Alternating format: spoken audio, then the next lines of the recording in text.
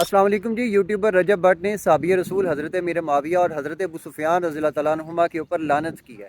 محرم الحرام کے جلوس میں اس نے لفظ استعمال کیے کہ یزید کی جد پہ لعنت۔ اہل سنت یزید کو قتل حسین کا قصوروار بھی سمجھتے ہیں اور اس کے اوپر لعنت کو جائز بھی سمجھتے ہیں، لیکن ہم صحابی رسول پر لعن طعن کی اجازت نہیں دے سکتے۔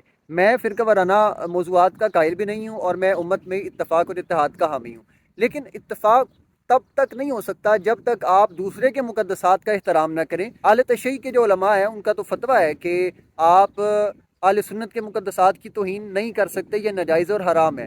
تو میں پوچھنا چاہتا ہوں کہ یہ صاحب ابھی تک آزاد کیوں گھوم رہے ہیں؟ میں کبھی بھی شخصیات کے اوپر کوشش کرتا ہوں بات نہ کروں۔ یہ فیملی ولاگر صاحب ہیں، انہوں نے جس حد تک بغیرتی ہمارے معاشرے میں عام کی ہے، میں نے کبھی ان کے اوپر کلام نہیں کیا کہ لوگ کہتے ہیں کہ آپ فیم کے لیے یہ کام کر رہے ہیں۔ میرا آپ لوگوں سے سوال ہے کہ ایسے جاہل لوگوں کو آپ سروں کا تاج کیوں بنا لیتے ہیں کہ جو اتنے ہلکے جملے استعمال کرتے ہیں؟ آپ اپنی دنیا اور آخرت کو تباہ کرتے ہیں ایسے لوگوں کے پیچھے۔ ہماری قوم کے سٹینڈرڈ کا اندازہ آپ اس بات سے کر سکتے ہیں کہ ہماری قوم میں لوگ کون سے مشہور ہیں، ان لوگوں کو سنا جاتا ہے، کن لوگوں کو دیکھا جاتا ہے۔ ان لوگوں کو فیم کیا، ان لوگوں کا نام بھی کسی کو نہیں پتا ہونا چاہیے تھا۔ اور احادیث پڑھ کے دیکھیں تو دیوس جو ہے وہ کون شخص ہوتے ہیں؟ رجب بٹ اور اس کی کیٹیگری کے جو لوگ ہیں، احادیث کی ٹرمینالوجی میں ان کو دیوس کہا جاتا ہے، جو اپنی ماں بہنوں کو اس طرح کیمرے کی زینت بناتے ہیں، لوگوں کے سامنے لے کے آتے ہیں۔ میں آپ سے پوچھنا چاہتا ہوں، یہ محبت حسین کے دعوے دار ہیں، آپ مجھے یہ بتائیں کہ جو روش اس نے معاشرے میں اپنائی ہے، آپ اپنے لاجکس کے اوپر سوچیں تو آپ اس کو کبھی بھی حسین کا تربیت یافتہ نہیں کہہ سکتے، بلکہ یہ تو یزید کے کام تھے کہ اس نے بے حیائی کو، فحاشی کو عام کیا۔ جو لوگ یہ کر رہے ہیں تو یہ کبھی بھی ان کا حسین سے تعلق نہیں ہے، مولا علی سے ان کا تعلق نہیں ہے۔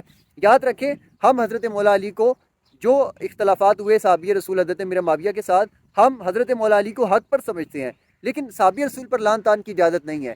احادیث کے مطابق آپ کے اوپر بھی لعنت ہے، کیونکہ آپ دیوس ہیں، آپ کے والد صاحب بھی دیوس ہیں اور آپ کی کیٹیگری کے لوگ بھی دیوس ہیں۔ یہ میری طرف سے لعنت نہیں ہے، یہ حدیث کی طرف سے لعنت ہے آپ کے اوپر، لہٰذا قبول فرمائیں آپ۔ اس سے پہلے انہوں نے 295 کا مذاق اڑایا، ایک پرفیوم لانچ کیا، بعد میں انہوں نے معافی مانگی۔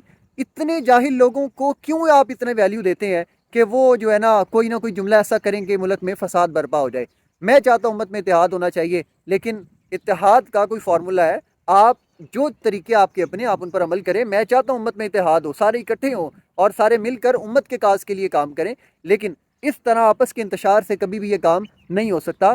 لہذا میری گزارش ہے حکومتی اداروں سے بھی کہ ان لوگوں کو خدارہ لگام ڈالے۔ آپ کے پاس بڑے اختیارات ہیں، آپ چاہیں تو کبھی بھی کسی کا یوٹیوب چینل، کسی کی پوسٹ، کسی کا اکاؤنٹ ڈیلیٹ کر سکتے ہیں، لیکن ایسے لوگ ابھی تک سوشل میڈیا کی زینت بنے ہوئے ہیں۔ آپ کے پاس تفریح کے اور بہت سے موقع ہو سکتے ہیں، پلیز یوٹیلائز ادر سورسز، فن اور انجوائمنٹ کے اور بہت سے طریقے ہیں۔ اللہ تعالیٰ ہمیں ہدایت دے اور فرقہ وارانہ فسادات سے محفوظ رکھے۔